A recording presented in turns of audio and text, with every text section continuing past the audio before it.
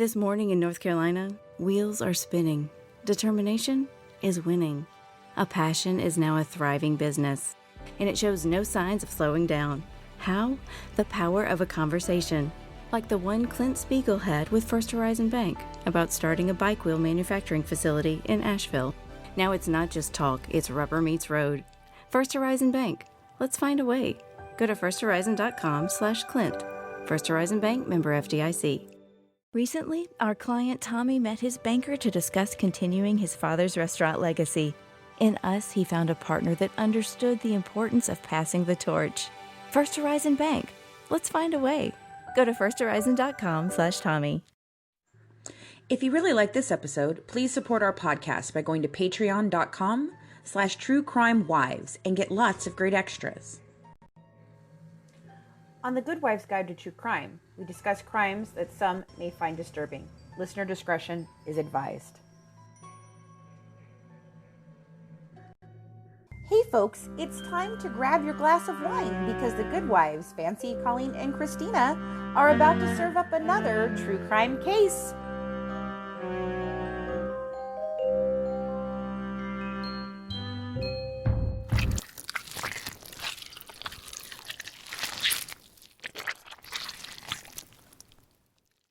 Hey. So we've given you 3 episodes on the Rodney Reed case and tried to show the differences of opinions on what is going on with it. But tonight we have a very special guest, and it is his longtime friend, Julie. And so we'll be talking with her about her thoughts on the case, what she knows about Rodney, and lots of good stuff. So stay tuned. Well, obviously, you've met Colleen now. That's one of my partners. She's one of the co-hosts of our podcast. Christina is not going to be able to join us tonight. But anyway, we're very happy to have you here, Julie. And we have questions and stuff, but I mean, like, it doesn't have to be formal or anything. So just like, we try to keep it conversational, so. Okay. But so you've been friends with Rodney a long time, right? So how long have you known him? Well, a long time, more of my life than not, but I didn't meet him until I was 16. So really about a little over 30 years ago, I met him, and I met him through a mutual friend. One of my friends worked at a company where Rodney's brother Roderick worked. Okay. And so one day my friend said, hey, I'm going to go over to this guy's house that just started working where I work and want to go with me. And so I went with him, and we went over to the Reed's house, and that's how I met the Reeds. Oh, wow. So were you like in your early 20s, or when did like? Oh, no, I was 16. I was 15 or 16. Okay, so you were young. Yeah. Oh, wow. Yeah. Yep. I was young. They were young. I mean, Roderick's closer to my age. Rodney's a few years older than I am. Mm-hmm. But, excuse me. Yeah, I was young. My brother, I have a brother that's a couple of years younger than me. He met them around the same time as well. And we used to hang out with them fairly regularly at that time. That was in Wichita Falls, Texas. Sure. Which is where the Reeds and my family were living at the time, because Rodney's dad was in the Air Force, and there's a base there that most all people in the Air Force end up at one time or another. Right. Yeah. My dad was Army. I was Air Force. I was stationed. Well, I did basic in San Antonio, but then I blew out my knees and didn't quite make it through. So, geez. Then we went. I went and lived in Tyler for a while too. Was not fond of Tyler, let me tell you. Small town. Yeah. Well, small oil town. Yeah, most of Texas is a small town for sure, because there's so much land there. I mean, there's just a few big cities, and the rest is rural. Yeah, that's Wisconsin. Rural. Yeah. Wisconsin, Indiana, Illinois. Corn, as far as the eye can see. Well, Tyler was like, it was super tiny. It was an old money oil town, and if you didn't have old money oil town money, then they were not very fond of you. Mm-hmm. And I don't know, the sickest I've ever been in my entire life was in Texas. Wow. I was so definitely some bad memories. yeah, definitely. So what was Rodney like when you met him and started kind of, I mean, you grew up from 16 on. Yeah. I had started driving, my younger brother had started driving, and the thing to do back then in the late 80s was like just ride around, listen to music. Cruise the streets. Yeah, cruise the streets. Gas was under $1. You just rode around. Sometimes you sat in a parking lot on the main track someplace. I mean, we were all there at one point doing that. Of course, maybe not kids so much this day with gas. It's, not under $1, but so we would just do that basically. Just kind of ride around with the music. It was fun. Yeah. Was he, what would you say his personality was like then, and if it's still the same now? Oh, amazingly enough, it is still the same now. But so whenever I met Rodney at even 16, because I grew up in a really small town in Texas where there were no Black people. So meeting the Reeds was the first Black family, Black people I had ever met. So it was just a big cultural experience for me at that time. And meeting them and growing up in a small Texas town, you can imagine the kind of things that you're told about Black people or the way Black people are talked about. And so meeting the Reeds was the complete opposite of what I had ever been taught or told about Black people. Sure. I mean, I spent more of my time with Roderick and Rodney and Richard because they were just closer to my age. Rodney's one of 6 boys. Wow. Yeah, so that can I'm surprised his mom is still living. That can get quite hectic, as you can imagine. Right. But he was always really kind and polite and cool and courteous, and all of them were. And I think a lot of that came from the fact they were military brats. They grew up in California and other places and didn't see color, Yeah, I like I said, I grew up as a military kid too. It was in the blood. My grandfather was, my dad was, and I do think that changes things. And like you said, growing up in California, I grew up in California. So, I was in Florida till I was in 3rd grade. Then we went, we'd been all over, but I spent my time. The time that I remember, like from being there, my dad left when I was 6. So we stayed till I was 9. Then we moved to California. And then, I grew up in the same thing. Well, we just didn't see it. It didn't occur to me until I moved here to Kentucky, was when it occurred to me that it was really, because I was like, I don't even see racism. What are they talking about? I don't see it. But here, oh my God, I can totally see it, And it goes both ways. I think it goes both ways. In the communities, there's definitely communities that I don't go to, and I know that there's communities that they don't go to, here. Yeah. So, but like you said, I do think that the military plays a part in that, and especially even in like what you were saying about, Mrs. Reed, the fact that like, I don't know how she survived 6 boys because she was a military wife. Like, they learned to adapt real well. Yeah. Good point. But so, I mean, and I think that that's interesting because it does put a different spin on what what they tried to make him out to be, somebody that just attacks people and is crazy, and when it's just exact complete opposite. Right. And he's a drug dealer, they're a drug family, And one of the things that we've all noticed, like, I think the composure and the absolute, like, just the way that this family has dealt with this in grace has been so amazing to me. Yeah, it's amazing how, she's had to have her downtime, as you can imagine, over the years. But it's definitely a burden to bear. And now, here lately, Rodney's brother Roderick has picked up a lot of that, and it really, really wears on you to have a friend on death row. I mean, and even though Rodney's my friend, not my family, it just is like, It's stressful. It really is stressful. So I can't imagine what his mom and his brothers feel. I mean, I can get an idea, but I just can't comprehend, because just like you were saying, they make him out to sound like some crazed rapist, lunatic maniac. And it's, Rodney's never displayed any violent behavior. He's just, anytime you hear from him, he always wants to know how you're doing. How are you? What's life been like for you? He's just a real caring guy. And that comes terrible. across. Comes across in everything that I've seen him. He seems like a very, kind, not weak, but docile. Like he's just a gentle person, and that he has a good heart. You can feel it. Like, I spend time speaking to serial killers and other killers, and you can feel when there's a presence of evil, or when there's a goodness in a person. Mm-hmm.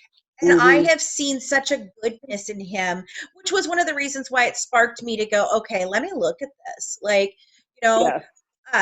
didn't know about the case until just recently, when the push for, the stay, I just didn't. I had not hit my radar. It's probably because it did happen at the time that I was still, I think I'm a little bit behind you guys. I graduated high school in 92. So I think I'm just a tiny bit behind you. Just a little bit. Yeah. Not much, but yeah. But like you saying, gas was under 99 cents. I flipped out. Yeah. I flipped out when it hit $1. Like when I got my license, it was 75 cents. And that's the thing. You're right. We did. We cruised up and down a street called Magnolia, and then we would stop at like a burger joint that was like this, sit down burger joint, not like a McDonald's or whatever. And we would hang out in the parking lot or at Shakey's, that was the thing to do. Yeah. So see, gas was like $4.75 when I turned 16. Oh gosh. So you poor baby. Yeah, nope. I remember, right? You're not just cruising around at $4.75. No, we were walking no. around. No. We were walking around. I remember it hitting. I probably was like pregnant with my second or third daughter, and it hit like 2 something. And I remember going, I'm not paying that. I will park my car. I am not paying that. And I would drive to the next area. I'm like, okay, well, that hasn't hit that yet. I'll pay that. And just kept getting hot. I wasn't even driving yet, and like my dad would take me to school in the morning, and I'm like, God, gas is so high. Like I'm in high school, like complaining about gas prices. Right. Like, no. So the entire time you've known Rodney, what is one of your fondest memories of him? Well, I don't know really. For me, it was just more of a really personal thing. Like I said, them being the first Black people I ever met, like, was very impactful on my life, and so, I can't really anything fond. I mean, we didn't do anything spectacular together. We didn't travel together, nothing like that. Just hanging out for those few years. And then I had gone off to school. And when I came back to Wichita Falls, I had learned they had moved to Bastrop, but I soon moved to Austin, Texas. And so then when I moved to Austin, Texas, I connected with the Reeds a couple of times over in Bastrop. But at that time, here I'm in my early 20s and poor and taking classes. And, even though Bastrop and Austin aren't that far, it was really far away. And, it was really not feasible for the Reeds to make the trek to Austin. So we saw each other a handful of times whenever I was in Austin and they were in Bastrop. And then I just kind of got on about my life. And that was before cell phones or social media or any of that stuff. And so I just kind of got into my world in Austin. And then it was several years later that I saw him on the news and didn't really think, I'm like, there's a million Rodney Reeds. You can Google Rodney Reed and there's tons of them out there. And I just didn't really register that it was him. I just thought there's no way it could be him. It's bound to be another one just because I knew him. I know what a nice, kind, caring guy is. Right. So This morning in the Atlanta airport, no one's missing a meal on Mac Wilburn's watch. With 11 restaurants to serve passengers, he's got dining for every destination. And it all started when Mac talked with First Horizon Bank about opening a franchise in the airport. Now it's open for business and cleared for takeoff. First Horizon Bank. Let's find a way. Go to firsthorizon.com/Mac. First Horizon Bank, member FDIC. But, so then we ended up getting back connected after he had been in prison for a couple of years, when I then really realized that it was him. Okay. So you didn't go through all the trial and all that with him. So you weren't realize it was him. Mm-hmm. Nope, I was not around for any of that. And again, I mean, I'm like new in Austin, having come from a tiny little town in Texas. Oh, yeah. And my mind was blown. I'm like 21 years old. I mean, come on. And so like Bastrop was a long way away. I saw on the news, not that I watched the news a whole lot. And I'm like, that's not the Rodney I know. And I just went on about my life for the next few years. Right. Didn't really, think anything about it. And so how did you get reconnected and then began to start to try to help him? It was whenever some stuff came up about Jimmy Fennell, really. And then I it was before that I had started hearing some other stuff. And at this point I had grown up, a little more, matured a little more, was more paying attention to the news. And he was having a hearing at the U.S. I guess it was at the Court of Criminal Appeals. There was a hearing at the Court of Criminal Appeals, and so I just went. And he wasn't there, but saw his mom and his brothers and, walked up and they recognized me, and then that was that. And so I wrote Rodney a letter, and that was about 15 years ago, I guess, now. So, and here I've been.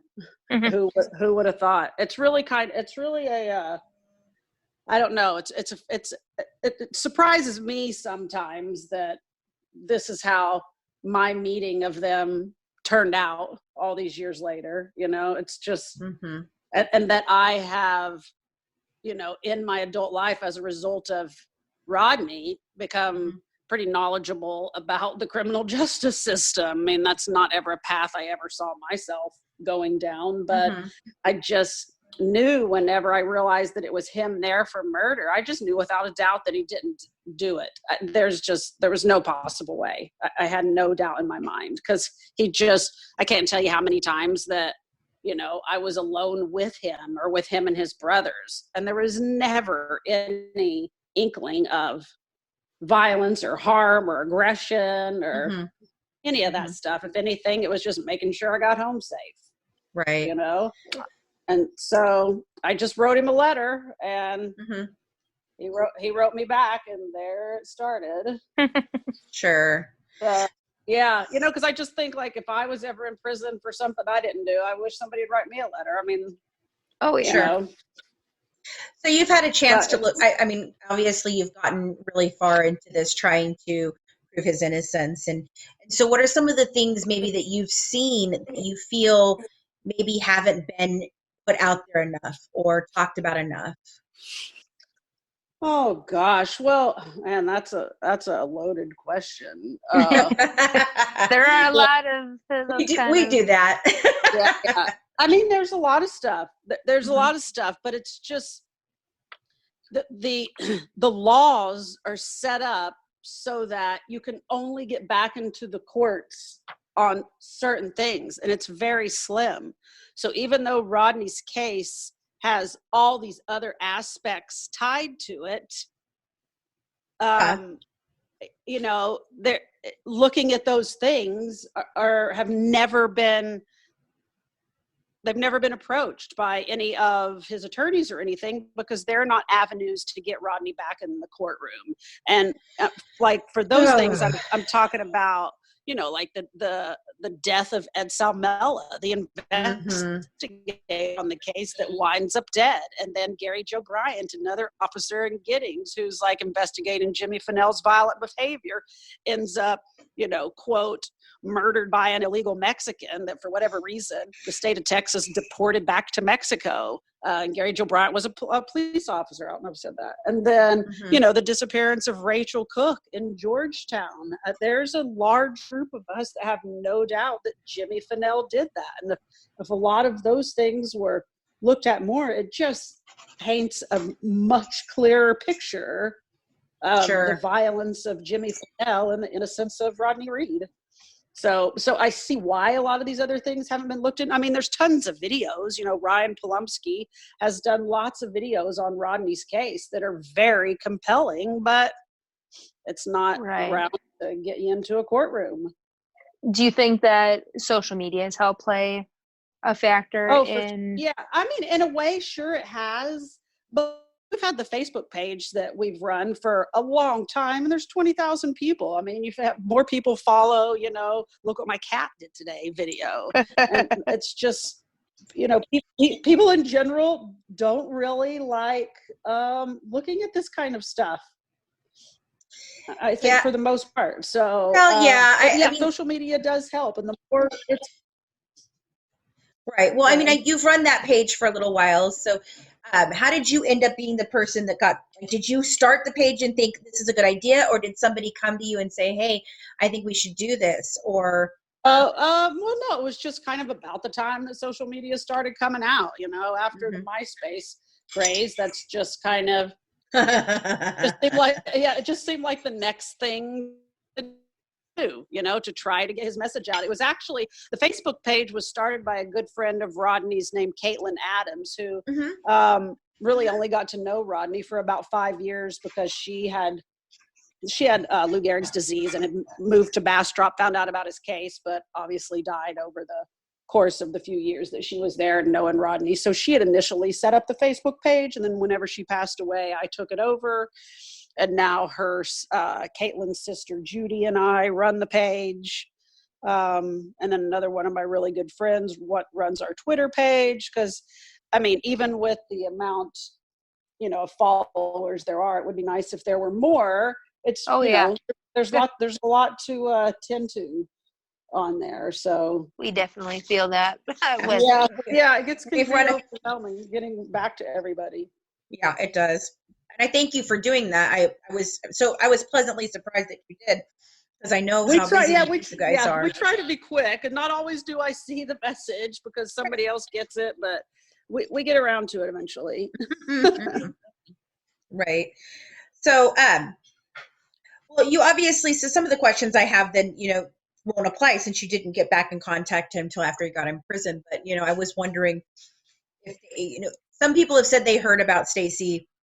I was just wondering if they had heard, what the relationship was like, or was it just a very small thing, or did it seem meaningful to the people that knew about it? Well, I mean, from my, from talking with Rodney over the years, I mean, he cared about her. He cares about lots of women. I mean, they dated for 4 months. Granted, she was engaged at the time. He had a girlfriend at the time. Being what's the word I'm looking for? Being dedicated to one woman at a time was never Rodney's strong suit, ever. I mean, even back in the falls, whenever I knew him, I mean, he was and still is. He's very attractive. He was a good boxer. He was on his way to the Golden Gloves, Olympics trials. He, women actually fought over him one time. So he just was, a fun, good looking, nice guy to be around. Well, and I know, dating that's what pretty much everybody calls him, dating, the whole going steady thing. Yeah. So my husband and I, we've been together since 8th grade. Oh, wow. And my parents are much younger than his parents. My dad's 41. His parents just turned 60. Yeah. And so his parents were like, that, you are going steady, you are committed, it's just the two of you. My parents were like, don't you want to date other people? Yeah, people. And I'm like, to settle down. Yeah, that was them until we had been dating for 8 years. College over, it was like, why didn't you date anybody else? I'm like, I did in high school, but it was, that's who I knew he was my person. Yeah, right. And right. And I guess when you find the one, then you quit dating around. Right. So it was, we both kind of realized early on that we're our other half, and if, why, dink around with trying to date people we don't like. Yeah. Or try to like when we knew it was meant to be. And right. everyone said that, like, most people who date in high school get divorced. And I'm like, screw you. Yeah. Like, we've been dating since 8th grade. What are those statistics? Tell me that. Right. Yeah. Yeah. You're setting the standard. Right. Well, I met my husband in 7th grade, hated him all through school, married him after high school. And we've been married for 23 years. And I still say, every day I'm like, I don't know why I married you. I did not like you, but I love him. I love him very much. And he's a good guy. But he was this annoying kid, that kind of like teased me and did all these things. And my father-in-law always says, well, that was foreplay. And I'm like, oh, for crying out loud. Yeah. That's because he had a crush on It's because he liked you. Yeah. Yeah, so, that's the guy thing. Yeah. Yeah.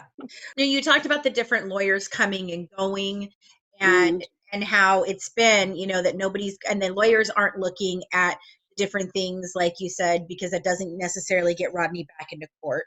But do you feel like that I guess there was a first one that the family hired, right? Not keep on because it was very expensive. It's extremely expensive to keep someone on through like a murder trial.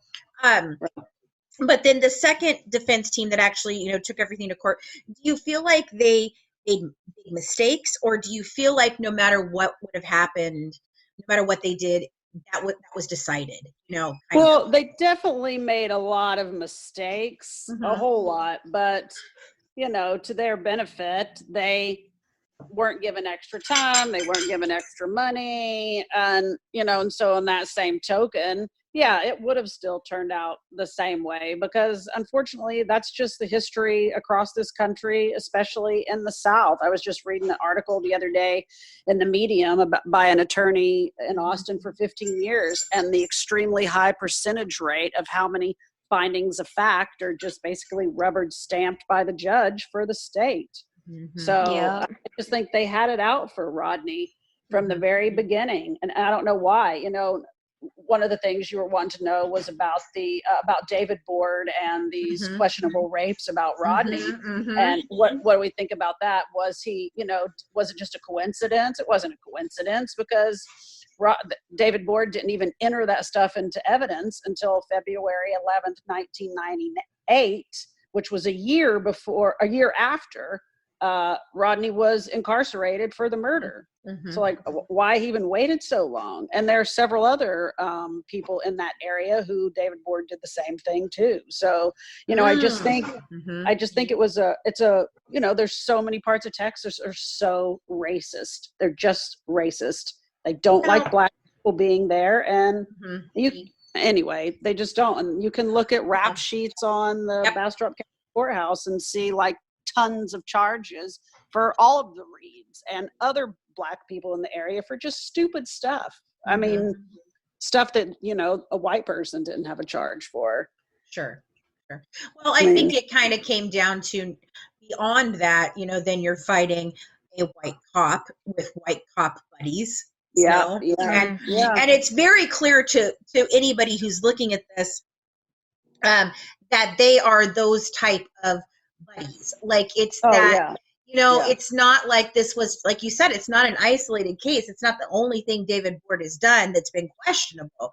It's not the only thing done that, that David Hall did or Samela. It's not. It's not just one thing where, that was questionable, but, no, it's very questionable. And I'm really surprised at Stacey's mom and sister. Like, do you think that is totally just racially motivated, that they can't come to the fat truth that their daughter and sister was, with a black guy? Or no, I definitely do think that's a huge part of it. And then not to mention, I think that they are extremely afraid of Jimmy, especially Stacey's mom. I just think she is scared to death of them. because there are mentions of times when Jimmy would yell at her because he didn't want a leftover meatloaf sandwich for dinner or something. Wow. So Wow. I definitely think there is some fear there. But yeah, she's for sure. PMS, pregnancy, menopause. Each stage of womanhood has its unique challenges. That's why Highlands Naturals' new women's multivitamins are formulated with essential daily nutrients, plus targeted support for your life stage. Facing PMS? There's a Highlands Multi for that. Navigating pregnancy and morning sickness? That too. In the throes of menopause, our formula is here to support you through hot flashes and skin changes. Gone are the days of juggling multiple supplements or guessing what you might need. With Highlands Naturals, it's one multivitamin with daily essential nutrients and science-backed ingredients to support you. An all-in-one wellness solution to lighten the load for women? Highlands Naturals is here for it. Find your multi at Amazon or Highlands.com. That's HYLANDS.com. Highlands Naturals. We're here for it. Are you struggling to conceive? You have options, and at Piedmont Reproductive Endocrinology Group, we'll make sure you have the guidance and support you need. PREG is known for individualized fertility care that's unique to every patient. We take the time to provide a reassuring and empowering experience because we believe that you deserve nothing less. Let us help you on your journey to parenthood. Visit us at pregonline.com to learn more. Get the guidance and support you need at Piedmont Reproductive Endocrinology Group. Racist. Yeah, they both are. And just to admit that, yeah. Which is then, there's a lot of things they don't want to admit about their daughter. I mean, Stacey was pregnant and gave up a child for adoption by 16 that was struck from the record because the prosecution tried to make Stacey look like she was an angel. And not speaking bad about her, but, she was like a lot of my friends at that age, just having sex with some different men, doing the little drugs here and there, and just like having fun, thinking no harm would be done, and you think about it, the thing with the defense saying that they didn't want to call witnesses because they thought it would make him look bad. For me, I understand what they're going for, but did they think that the prosecution wasn't going to make him look bad? Like, right. Yeah. What are you talking about? At least they would have something, I know. I feel like almost nothing was put forward, and I know it's terrible. And the thing I've learned too, then if it's not brought up in the original trial, it can't be brought up again. Right. So there's just part of the law that unfortunately people keep voting for these legislatures across the country that keep enacting these stricter and stricter laws limiting a defendant's ability to bring in new evidence. I mean, and that happened with their case, right, where they filed a motion just too late or something, and then they couldn't even get that in because the motion was not in time, right? Yeah. That's after, which is crazy then that Rodney gets dinged on that after, the courts can sit on things for multiple years before ruling or filing anything. Wow. But they give Rodney a timeline. It just doesn't seem fair. And I don't know. His case is so blatant of injustice. At very least, like we've said, I've said repeatedly, I've only can see what I can see. There's only what I know and what I've looked at. And to me, it looks very suspicious, but I can't say one way or the other, because I don't know Rodney and I don't know the case all the way in and out and everything, and all the evidence, so I can't say, well, he's definitely innocent. I think he is. But what I can say without a shadow of a doubt is there's a new trial. Like, that is 100%. Yeah. But then I worry, though, do you think if he's granted a trial where he is, that it's even going to come out fair? Because, still got a lot of racism in that area. Yeah, all around there. It would have to be in Travis County, which is where Austin is. I mean, he's already, he's up against a lot already for this evidence hearing taking place in September, right? I think, but he's going back in the courtroom based on actual innocence. So one of the Who things that knows? Maybe right. Well, one of the things that I saw that I thought was interesting and odd at the same time was when he went back in. I don't know what this was for. I can't remember what it was for, but it was when Stacey's mother was testifying this last time, and she walked in and she had her Bible in her hand and the whole thing, and I was just like, wow, you brought your own Bible. Okay, that's a little much, but okay. And I was thinking about it, and I looked over to see that Rodney was sitting there in his his prison uniform, and I thought to myself, I thought when they got to go to court, they got to come in, in their regular clothes, so that it would not, because that's part of what the jury and what judges see is, if you're looking at a person in prison stripes, then in your mind you automatically go to the fact that, oh, guilty. But then you're seeing somebody in regular clothes, it gives a different impression. And I didn't realize that was happening with him. And I was like, that's really biased. It is. Yeah, but that's unfortunately the way that it goes in Texas. That's once you're convicted, you're guilty, and that's how you dress until maybe you're going to get out. But see, and we talk about this in the episode, but Rodney's case reminds me of the case in Wisconsin that Netflix did the show Making of a Murderer on. Oh, mm-hmm. Where, I don't know if you've seen that, but, the police really, don't look at evidence. They don't do a proper investigation. They rig it against somebody who they know and have an issue with. Yeah. And then multiple, appeals are denied. It goes to the Supreme Court, and then they say, well, it has to be up to the lower court. The lower court says nope, and then it's just stuck in limbo. And it's like, there's a guy, Wisconsin doesn't have the death penalty, but he's in for life without parole. Yeah, he's been there since the same time Rodney's been in prison. It's not right. No, and that's what's sad about that. It's almost best to be on death row, because if you're on death row, you still get to appeal. Once you get life in prison, you don't get any more appeals. Yeah, there's a limit on appeals. Right. Yeah, unless you have the finances to pay for an attorney to make appeals for you. But who has that? I mean, and I think if Rodney had $70,000 maybe in 1998, he probably wouldn't be where he is today. But that's not the case. Right. So if he could have hired a decent law team, like, I don't know, someone like O.J. Simpson, then he could have been a black man that beat a rap, right? So, and it's Texas seems to be one of the worst offenders of this, and it's not always just race, and we see the Darlie Routier case as well, where there's a lot of doubt in that. And I watched a documentary where one of the jurors was basically saying the reason that they freaking convicted her was based on the fact that she had breast implants, and who does that? And I'm like, have you been to California?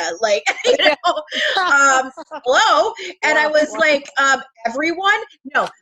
And then she was like, and the silly string. And I was like, you got convicted on boobs and silly string. Like, oh my God, how does that happen? Yeah.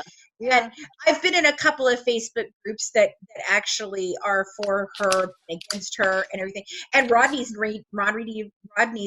Reed's name comes up in those groups too. And I was just watching these people that are so filled with hate, and and I'm like, I don't understand how you do that. Like, how are you so hateful and angry? I believe in the death penalty, okay? And I am one of those people, though, that I believe that the death penalty needs to be that it's 100%. There is absolutely no doubts, no nothing, and it's, you've got them dead to rights. Okay, I get that one, but I think anything else that's ever questionable, I don't believe the death penalty for that. That's not one of the things that I think is is a time that it should be, you know.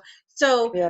so for me to sit there and say to somebody, you are extremely hateful. I had one person saying, like, what will we do once they're both dead and gone? And I was like, what is wrong with you? Yeah, there's These some are pretty people.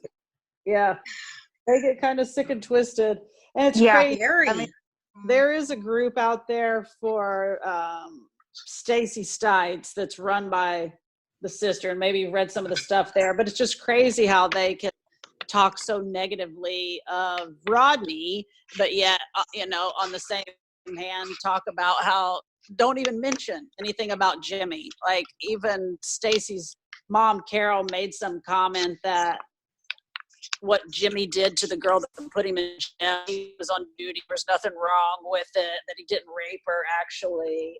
So it just it doesn't make. I know, and they know how he was. It baffles me, honestly. It does. That's the one thing. Like, for me, you know, I don't care what happened. Like, if that something like this happened to my child, I have to sit and think to myself, what would matter? Would it matter to me that just anybody got put away, or do I really want justice for my child? Like, and for me, I would think that it would mean justice for my child. But maybe that's because we're in this true crime sector, and that's more important. Maybe for them, it's like, okay, we can close this door and walk away. I don't know. Yeah, But yeah. for I'm me, sure that's some of it too. I would have to guess that's some of it. I can't imagine like your life being this for the last so many years. You know, your daughter is murdered violently, and the state's telling you one thing and feeding you all this stuff. And right, most people want to believe their government, I would think, in a perfect world. But I think it's one thing to want, you know, some justice, your daughter's dead, but the amount of sticking up for Jimmy blows my mind. Yeah, Like, it's crazy. It's crazy. And, well, you know, but the state, you know, maybe because she just doesn't believe all these other accusations that have come in later that the state didn't allow to be presented in court. So had Rodney had good attorneys that fought that and allowed information that came in showing all these violent acts that Jimmy has, you know, done to other people, maybe then she would have thought something different. But right, and that's one of the things, like, I've been told by people, well, have you read the transcripts on several cases of this? Like, just like I said, on Darlie's case, on Rodney's case. And I'm like, I have. Do you understand that those only show what was actually shown? Like, it doesn't, if that's all you're going on, of course you're going to come to the same conclusion as anyone else, you know, because that's all you're looking at. But when you put all the other things that didn't make it in, you know, and you look at those motions, because a lot of it can be told through the motions that were made that were denied, you know, like, okay, that's denied. Why? Well, what is it? Well, what were they asking to put in there? When you look at those things and you start to begin to peel the layers back, you see a totally different story here, you know? And so I wonder, I know you guys, like, I think that it's interesting, you know, that the family isn't even asking for him to be, like, released. They just want a new trial. But do you think that maybe going the other route and trying to, you know, maybe get clemency, or I don't know what you guys have tried to do there. Is that a better route? Like, well, I mean, in talking with Rodney, he wants to prove his innocence. He's innocent. Clemency means that he would be given life in prison. He's not willing to take a plea because he's innocent. Right. So, I mean, there's that caveat, like, you know, oh, well, why don't you just, you know, take the plea and just life in prison? But no, that's not justice for him. Right. Yeah, he's spent the last, you know, some decades in prison. That's not justice for him. Yeah, he's missed out on a whole lot of living. Right, his whole life. Like, and he has children, right? He has kids and and grandkids. He's met 2 of his grandkids, and two of his sons have visited him a few times in prison, so he's got to meet 2 of the grandkids. But you know, and his dad has died since he's been in prison. And his mom, even though she's strong, you know, she's old. She's getting up there. Yeah. So do you think, so the children, you know, he left when they were very young. How have the kids taken this? Do do they support their father? Well, they do. Yeah, they totally do now. Mm-hmm. Now that over the past few years, they visited him, got to ask Mm-hmm. him a bunch of questions. Mm-hmm. You know, they now have another side to the story that their mother has fed them all these years. And, Mm-hmm. you know, one of the Rodney's sons doesn't even live with his mom or really communicate with her too much because he's so furious with the lies that she's told him about his dad over the years. Wow. Yeah, so it's really it's messed up. It's really messed up. Oh, that's so sad. Like, It's super sad. It's super sad, but you know, I don't know. I just keep waiting for him to get out and then everything will be fine. I just always imagine that in my mind and positive energy towards that. And right. one of these days it'll happen. I wished it had been a long time ago. But well, if he does somehow, you know, convince the courts and gets out and all those things, and that's definitely what we hope for. We definitely hope for him to get, you know, the justice that he deserves, and a fair trial, you know. But if he does get out, what is his plans? Does he intend to stay there? Because I can't imagine staying there is a good option. So does he have like ideas of what he wants to do? Well, I mean, that's always been my thought is I could not imagine staying there. It just, you know, it blows my mind. But you hear lots of stories of exonerees who do end up staying in the town that convicted him because that's where their roots are, or their family home is, or whatever. Right. And, you know, it makes no sense whatsoever to me. But he, you know, he hasn't really said one way or the other. He definitely, one of the first thing he wants to do in Bastrop is make a community center for kids and a community garden. You know, like I said, Rodney was a really good boxer, and he just really believes in the principles of boxing, you know, the self-discipline and all that stuff. And so he would like to create like a little kind of like youth hangout, teach kids boxing and have a garden and, you know, let kids learn how to grow their own food and that kind of stuff. And, you know, spend time with his mom. But, you know, as far as where he'll really go or what he'll do in that first year or so to just, you know, readapt to society. I mean, he has got a couple of really close friends who he has space with to, you know, just to try to, whatever it is they go through. And I just got finished reading The Sun Does Shine by Anthony Ray Hinton. And it's just, you know, it's fascinating. It really is just what they go through in there. And then once they get out, it's really, once you've been in that long, it's almost impossible to adjust to your freedom. Right.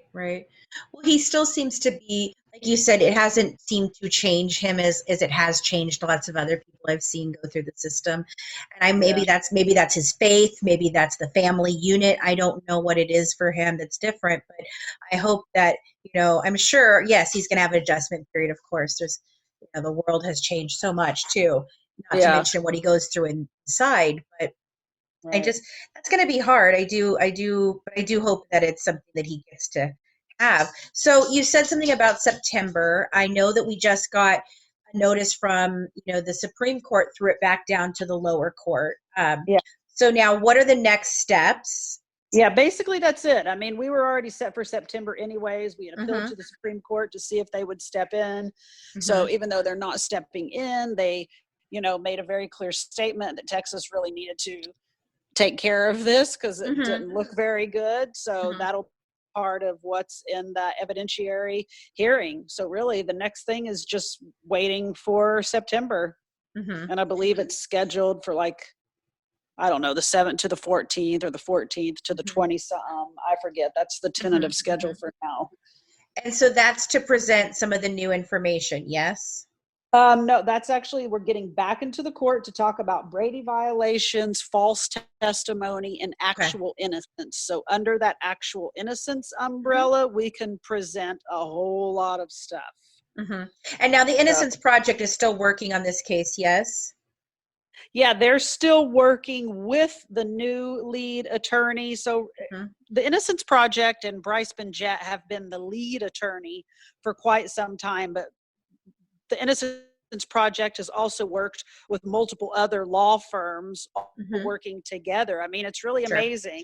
it takes, two people on the state side to condemn somebody to death, but it takes these like hordes of lawyer teams for years to try to get somebody off. So now the new lead attorney, it's my understanding, is actually out of the Equal Justice Initiative, Brian Stevenson's place. But yes, Bryce and the Innocence Project will still be working alongside. They just won't be the lead and the one doing in court. I see. Because I knew that Bryce had been reassigned to other things, but I didn't know if he was still somewhat involved in this. That makes me feel a lot better.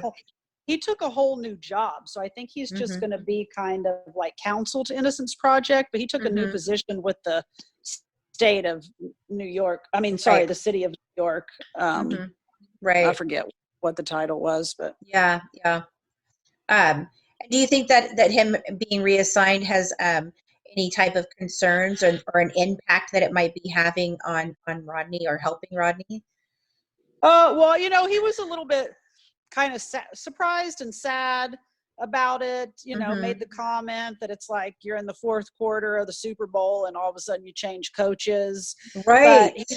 But he's met the new guy, really likes him, comes with a great history and reputation. And apparently it's sometimes kind of common for this to happen, to get somebody else in there. I'm looking forward to it because even though Bryce is a great guy and has fought a long, hard battle, I would like somebody with a little more chutzpah in there. Well, maybe some fresh blood is what needs to be had, right? Yeah, for sure. For sure. And it definitely, like you said, chutzpah, it definitely has to be somebody who's going to go and really fight this, I feel like, I just watched the trial of Gabriel Fernandez, and I felt like there was that was a prosecutor, not a defense attorney, but he was so passionate and so involved and so adamant about what he was accomplishing that I felt that that's why he was able to get what he got. He was so detailed. And I think on the defense side, it's got to be the same way. You've got to have a defense attorney that believes wholeheartedly in what they are doing,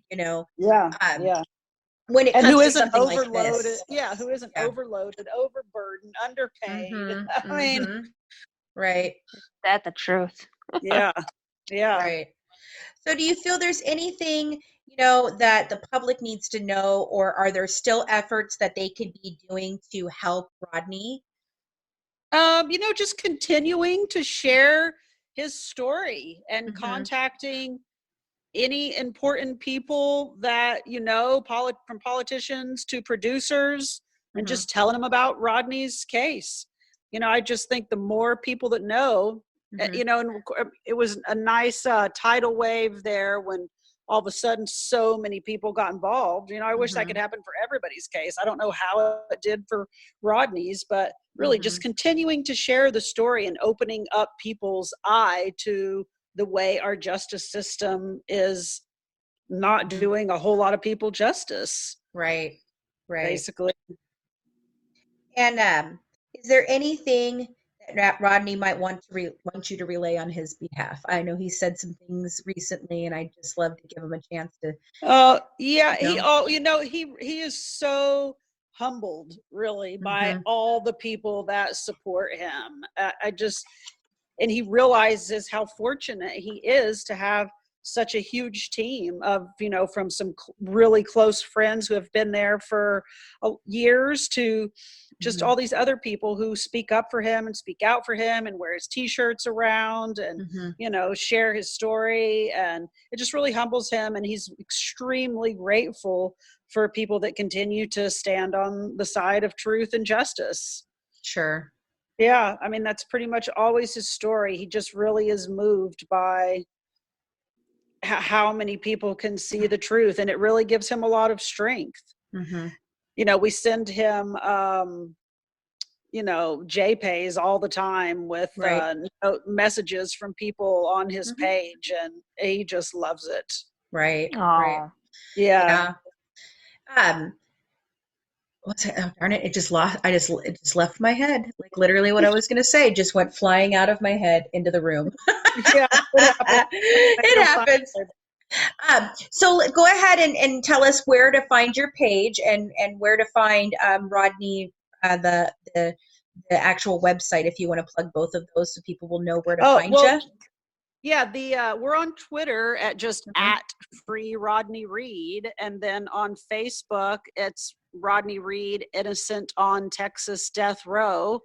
And pretty much we post anything and everything there. You can find all the videos that have been created, links either for Vimeo or YouTube for the different videos. Sure. That's really where most everything is. We don't necessarily have a web page. There are some other web pages out there that have been created for Rodney by other people, but we've just really found that Facebook and Twitter seems to be the most concise place to Awesome. keep everything. But I know what I was going to ask. I know. good. So originally, you guys were, when we were looking for the stay, you were asking them to send letters to the governor and the mayor and all of those different people to try and step in here. And I know that they did. But have you found, what do they really think of this case? Do they feel like it's something that they think something bad happened, or do you think they're just doing that because of the pressure of the public? Yeah, it's a good question. Wouldn't that be nice to know, man? That would be really nice to know. I mean, I think in any kind of political season, sure, it would be nice to think that our legislatures are actually listening to us and thus asking questions on our behalf. I really kind of got the feeling that Abbott was annoyed with how much contact he was getting via email and mail and phone and all that on his social media pages. I think he was frustrated. It doesn't hurt to continue reaching out to the district attorney in Bastrop, Brian Gertz, but he basically has just avoided everybody since he's been in office. Right. So you can keep doing that. I just don't really feel like that on Abbott or Gertz have a whole heck of a lot of effect. I mean, they've been hearing it for a long time, but I think people that are in positions, electable positions, then maybe reaching out to them a lot. Of course, that's just for the people in Texas. So, and Rodney has supporters all over the world. So sure. I don't know. And I know that, you did have a moment where Kim Kardashian and and Black Lives Matter and those things kind of got involved. Are they still there? What's going on there? Do you feel like that's making an impact and helping them, or? Well, and it's just making an impact overall for people to become more aware of what the problem is. But Rodney's talked with Kim a few times. He's seen Dr. Phil and talked to Dr. Phil again. Right. They haven't stopped working for Rodney, and advocating and trying to help him. So everybody that was there, just in this last year is still there. So it was pretty impressive.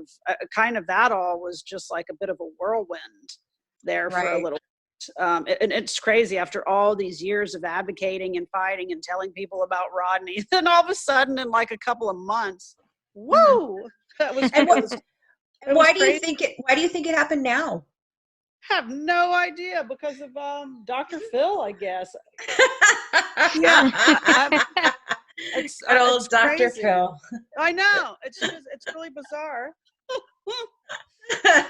But whatever, we'll take it. Right. Like, I never really thought I'd pay any attention to Kim Kardashian, but I mean, this is something to keep up with the Kardashians about. If this is what they're going to do. I mean, it's crazy for sure. But so thankful, and so is Rodney. I mean, it's just. Thanks so much for tuning in and dishing true crime with the Good Wives. Don't forget to join our Patreon member club to get the full recipe shared tonight, inside documents and pictures from the case, bonus mini podcast episodes, live YouTube discussion, and an exclusive invitation to our discussion group on Facebook, and get some amazing Good Wives merch. Follow us on Twitter and Instagram at True Crime Wives. And for more inside information, check us out on YouTube at Murder by Design, where we're currently talking about a few different true crime cases, from bullying murders to serial killers. We dish it all. Have a good one from the Good Wives, serving up true crime, one dish at a time.